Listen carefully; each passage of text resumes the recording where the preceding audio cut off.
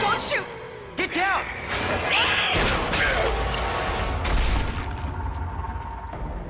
Over 2 decades have come and gone since the original release of Resident Evil 2 on PlayStation 1, a game which was met with great critical acclaim at the time, meaning the bar was always going to be set high after the remake was announced back in 2015. 4 years on, we're finally able to see whether Capcom was able to meet such high expectations. For those unfamiliar with the game, much like I was when I first began playing, before jumping into the action you'll have to decide which of the 2 leads you want to play through as first, either Leon, a newly hired Raccoon City police officer, or Claire, a girl just looking for her brother amidst the zombie-fueled chaos. Only once you play through as both characters will you get a full resolution to the overarching story, which essentially revolves around the 2 protagonists each trying to escape from the city whilst dealing with the results of the so-called G-virus outbreak that caused the entire mess to begin with. Whilst a little predictable at times, this can probably be forgiven since it's a narrative from over 20 years ago, and it did nevertheless manage to retain my interest, particularly in some of the later sections where things started heating up, despite some pretty generic action movie style lines being thrown around. You'll never get the G-virus! I did, however, feel a little disappointed that there was little entwinement between Leon and Claire for the majority of each playthrough. Besides the odd handwritten note left here and there, they largely progress independently of one another, which seemed a shame given that the whole structure of the game is based around these 2 characters going through the same experience. They also do very similar tasks to each other, meaning there's no one logical storyline that interconnects the 2. I feel it would have made more sense to have the 2 perspectives be completely unique and have them fit together instead, though perhaps this is more of a complaint for the original game than its 2019 remake.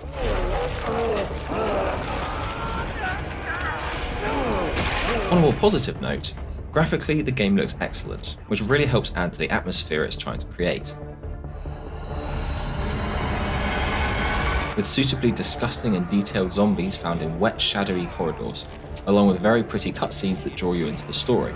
Audio is also handled well, in that most of the time there is none beyond your own footsteps and the intermittent sounds of zombies growling and screeching, which results in a more of a raw, eerie experience whilst walking around all by yourself.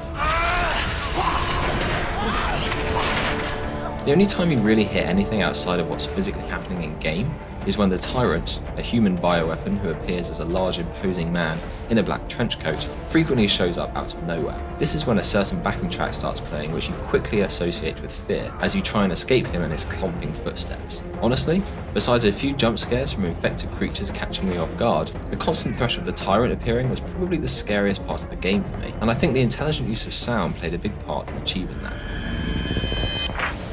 Of course, none of this really means all that much if it's no fun to actually play, and thankfully Capcom doesn't fall short here. Shooting and stabbing enemies feels very satisfying, with a range of different weapon types to discover and unlock as you progress, ranging from your classic handguns, combat knives and flash grenades, to the more elaborate flamethrowers and grenade launchers. The game does a fantastic job of making you feel like you only have just enough resources to get by. There were small stretches where I had no ammo at all, and was relying purely on my knife and my ability to run or sneak past enemies to survive. The inventory constraints force you to be conservative, and in doing so contribute to the sense of being immersed in a survival horror experience as opposed to a standard third-person shooter, especially given that the game can be pretty damn tough at times, making smart stock management all the more important to your survival. This isn't made easier by the fact that zombies will often require 6 or 7 shots to the head before actually dying, and even then it's often not clear whether they've actually been killed or only knocked out. A slightly annoying feature on the one hand, but one which often leads to some enjoyably scary surprises. Puzzles on offer do often pose a genuine challenge. A couple in particular have me stumped for longer than I'd care to admit, and are generally enjoyable to spend time figuring out. The less enjoyable puzzle-like component for me stemmed from simply trying to work out where to go and what to do next in order to progress. This didn't happen loads, but it was a little frustrating at times rifling through notes and maps to try and work out what exact key or item I needed next, and how I could go about getting it. That said, this is obviously a feature rather than an oversight, and is something I'm sure many players will see as an enjoyable aspect of the game.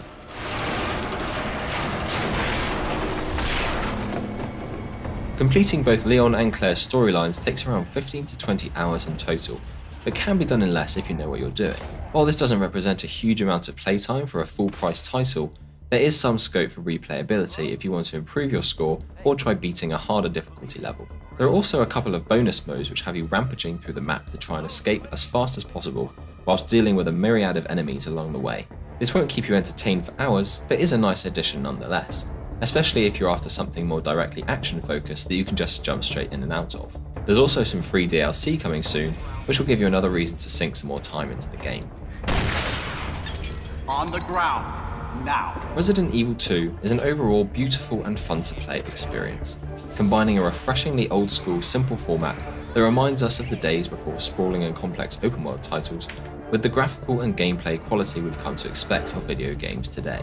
While not perfect, there's plenty here to enjoy, and whether you're a fan of the franchise or a complete newcomer, this is definitely worthy of your time.